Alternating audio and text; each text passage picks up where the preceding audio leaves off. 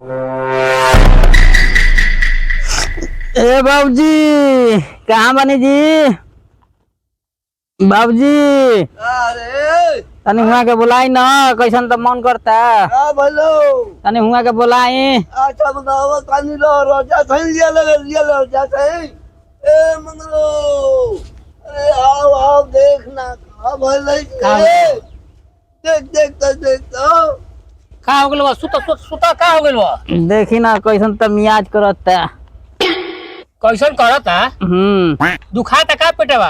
हाँ तनी मनी दुखाता। अच्छा दुखाता तो ठीक हो जाई। कहनी ना हाँ कुछ मंगाई ना। तू सुता कहा।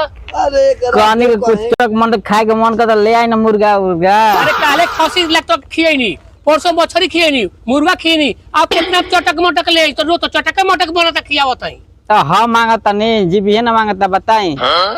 तो जीभिया मांगता तो रो तो चटक मटक खियावती हमला के।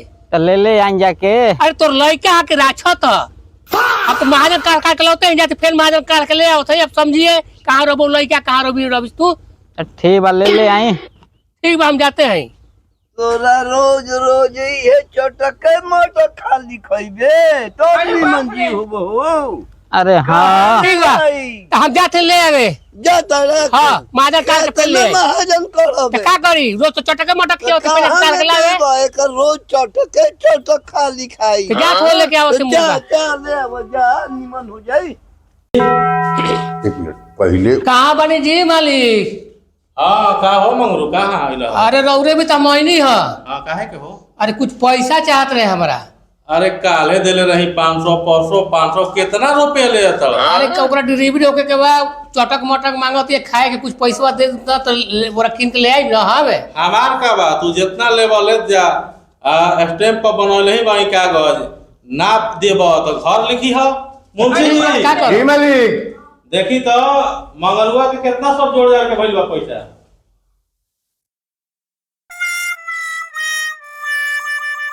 देखी डेली 500 रुपया ले जाता। मालिक 79,599 रुपए का हो गइल बा। 79,599 रुपया हो गइल बा। जी जी देख 79,599 रुपया हो गइल बा। ठीक बा। शुद्ध चक्रवृद्धि भी चलेला मालूम बा ना? हाँ हाँ मालूम बा। 10 रुपया 100 ले ले बाड़े तो ई अपन समझ। मुंशी जी कितना चाहिए रुपया? दे दे 500 रुपया तले काम चलो है। रोज 500 का ले के बाद 2000 ले ले के हाली। तो ठीक बा दे दे। मुंशी जी 2000 रुपया दे दी। जी मालिक जी मालिक।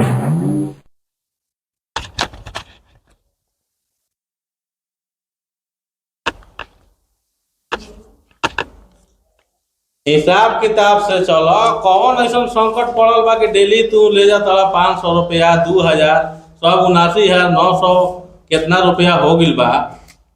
ठीक बा दिया ये। हाँ लो मंगरू लो खा घी भात खा डेली खा। हम तो तैयारे में देवे खातिर डेली ले जा। तो ठीक बा हम चली ना। हाँ जाए अच्छा मंगरू आज क्या बनो था मंगरू? आज हाँ जाए ले मिलल पैसा कुछ मुर्गा उर्गा लाई चटक मटक मांगत खियाई। तनी हमरो के। ठीक बा हाँ, कनी मनी नाशा भेटवा दे। हाँ हाँ हाँ चलो खाई हम। जी ओकरा पर 79,000 बा ना? जी तो 79,000 है तो 89,000 कर दी। ओकरा बुझाता पढ़ल लिखल थोड़े बा। ठीक कहता नहीं मालिक। 89,000 कर दी। ठीक ठीक ठीक 5,000 रहो के दे दे मुंशी जी है ना? ठीक ठीक मालिक बहुत ठीक। मिली तो राव हमारे घर से ना रोजी रोटी चलता। जी मालिक जी मालिक। तो 5,000 रहो जी, जी। 89,000 रुपया जी 89,000 कर दी। जी हाँ।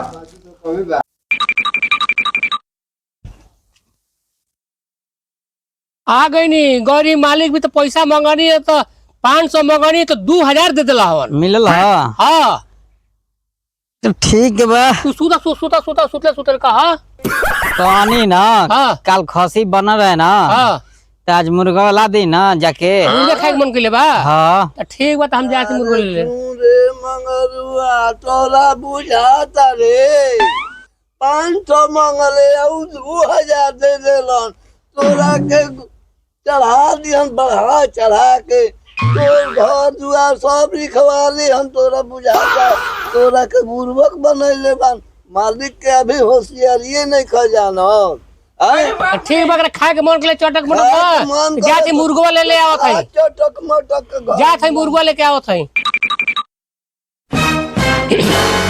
चलो मुर्गा ले नहीं कीन के चटके मटक खाए के मन करते ओकरे चलते हमरो मिलता खाए के चलो आपको कौन दिक्कत हो मुर्गा बनी उहो खाई हमू खाई ओकरे चलते चटक मटक मिलते बा खाए के खूब खा आइस करा खूब आइस करके मौज करा खूब खाई मुर्गा ले आदमी हम बनाई खियाई चलो मुर्गा तो ले आइए देनी खूब आइस करे के बाद खूब खुश बाइया मुर्गा अरे चलते तो चटक मटक हमरो भेंट जाता रोज खाए के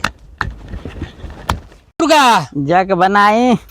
बनाई ठीक है बा अरे मंगरुआ हाँ अरे 3 गो ये है या 2 गो काहे के मुर्गा ले ले अरे अरे तो भर पेट खा लिया हम भर पेट खाइबे तू एगो ना 3 गो है ये है या अब तू भर पेट खाइबे तू जिंदगी बर्बाद करबे का रे अरे बच गई धोदिए सबेरे खा लिया बहुत सवेरे खाइबे की जीवन खराब तू करता रे सब मालिक तोरा के नीलाम कर ले खासन तू हनी के तो हमार का ले बड़े ठीक बात जाती बनावे के रखिया वे हमार तो जा थई लेके भैये बा ठीक बात बनावे हम मीट बनाइए लेनी तैयार कोई लेनी मीट बना के चलो कहाँ बनी जी? अरे गोड़वा टूटता जी। आए अरे गोड़वा टूटता कहाँ बनी? आवत है अरे गोड़वा दबा दें जी। अरे बाप रे आई आई पैरवा दुखाता जी टूटता। गोड़ दुखाता अरे हाँ अरे अब तो मीट बना के तसलियो बैठे भाई अच्छा दबा दे सही भाई, आराम से सूत तनी भातो चढ़ैले है अभी ना बनल है। ना अहो मीटवा मुर्गो कटनी है ना हाँ तुगो आनी निकल गई तो ठीक बा भूंजन तो दे देम। खेबू हाँ तब तो तार तबियत ठीक हो जाई अरे बाप अच्छा रे भूंजत है ना ठीक तू बा आराम कर आँच लगावत है ठीक बा ठीक बा। आँच लगावत है तो आराम कर निमन सा ना भूंज के दे देम। हाँ हाँ बना लेते तो भूंज के देव 2 पीस देव खा लिया तू तनी टहलल करा इने ओने चल टहल चली घुमा दी तार के बहरी हो रोड पर घूम लन तो दिक्कत करी ऐसे नहीं तो फ्रेश रहबो हाथ धो के लिया चली। हाथ धैल ही है तार के चल बहरी घुमा दी चल आव हाँ चली चल बहरी घुमाई। अरे नहीं टहल ल आव चली टहल ल एक जगह बैठल ना जाला चल चल नहीं टहल चल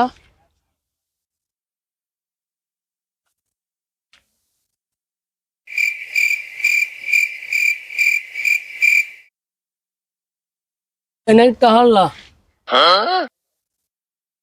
टहल ले लू हाँ चले चल चल टहल ल चल अरे बाप रे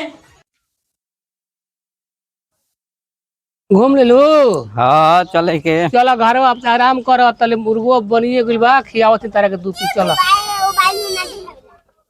चल आओ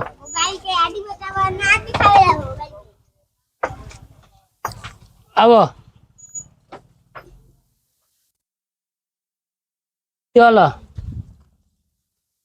ना बनल जी।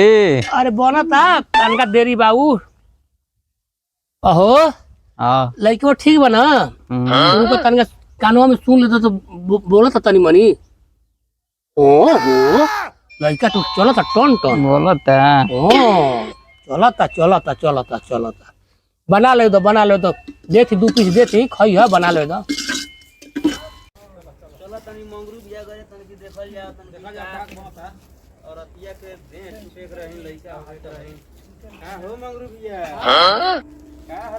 ठीक बा आप सब बताओ समाचार कुछ बनाओ तो का मीट बनाओ तई औरतिया के लइका हो के हो गो अरे लड़का पैसा तूने काहे ला सजा से नंबर दे तुनके मतलब कुछ महकता कुछ बनाओ तू तो तो समझा रे तुनके महकता बाप रे ले ले थोड़ी ले ले मीट बगिन के आ कथा से खाई अरे हट तनकी भैया देखे तनकी देखे देखे द अरे हमनी कोई नहीं है जतन की अरे मर्दे कहीं के मर्दे त मर्दे कहीं के मीट न बनावता फटफुलिए फेंक दे मुंह पे जल्दी ऐसे अरे बाप रे भैया ऐसे बोलता तनकी से हमने हमारी अच्छा ठीक बा आइल बार ना एक एक पीस दे खा लिया सर मुर्गो के दुगो आला बा खइबो खा लिया सर अरे भाग ना दे मौगी के देखो दुगो नहीं हमरा ये त हमनी के मुर्गा के आड़ी समझ के हमनी के खाई आ ले तू निकला मिली पैसा बनावतनी मुर्गा खई ह तू चाप के सूत चाप के नइखे लागत तोहरा बाप के खा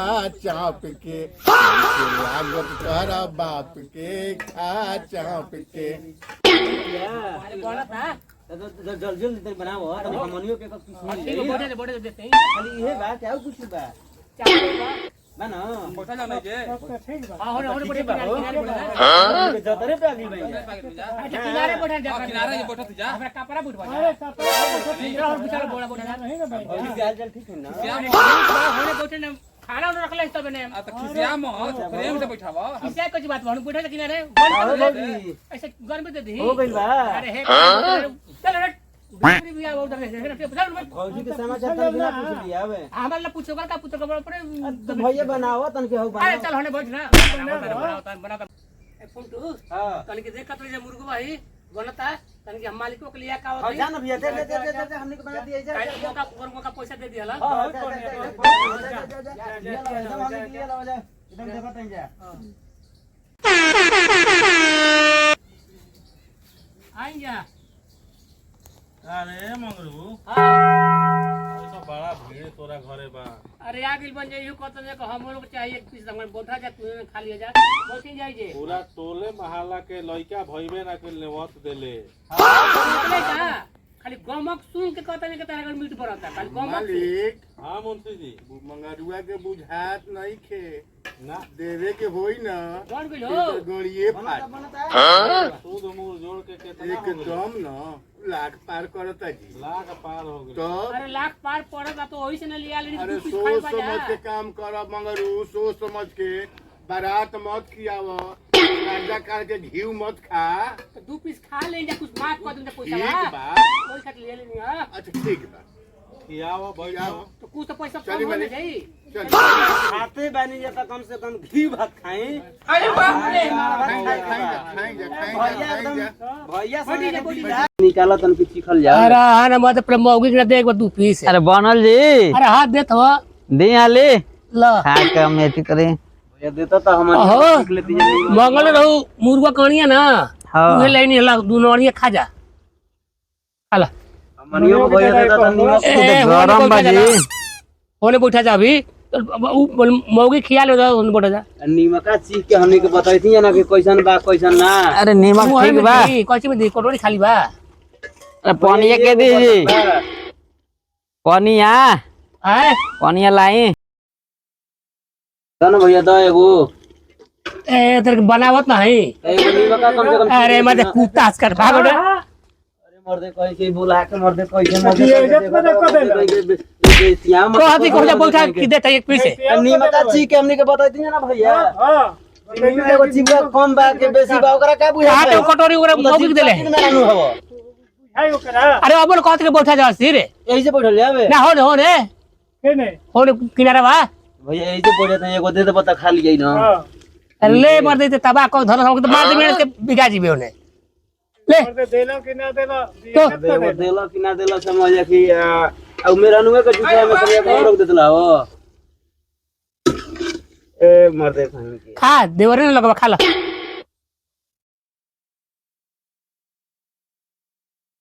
कैसन बनी मग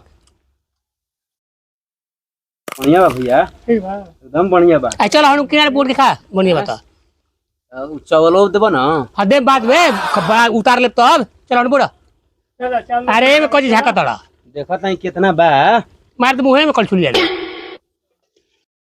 मुंशी जी जी मालिक कबे से मंगरुआ बनावता आउ गांव वालन के खियावता मेहरानू के खियावता आवाज आवता जी आ रावा के कुछ कहते नहीं के हमनी के पैसा लेवे का हम एकरा हियां ना खाइम मालिक पैसा बात तो देबे करी जइहन कहाँ पैसा तो दे ही के पड़ी लोग ओकरा। इस बार मालिक खाए के रउआ मत खाई मालिक, रउआ घरे चल जाई। हम चल जाते हैं मुंशी जी, खाऊ के हम आ धीरे पैसा के हिसाब किताब बता के ओकरा यहाँ से जी जी आ जाए के बा ना, हम जी। जाते हैं। जी मालिक मालिक हाय मालिक, पैसा पैसा खाली इनका पैसा। अरे गरीब दुखिया की इज्जत हाल ना देखिए, हम बिल्डिंग पर बिल्डिंग ठोकर लेकिन इनका पैसा चाहिए। अरे बाप जाए रे। मालिक जा, गरीब बा देबे करी, जाई कहाँ।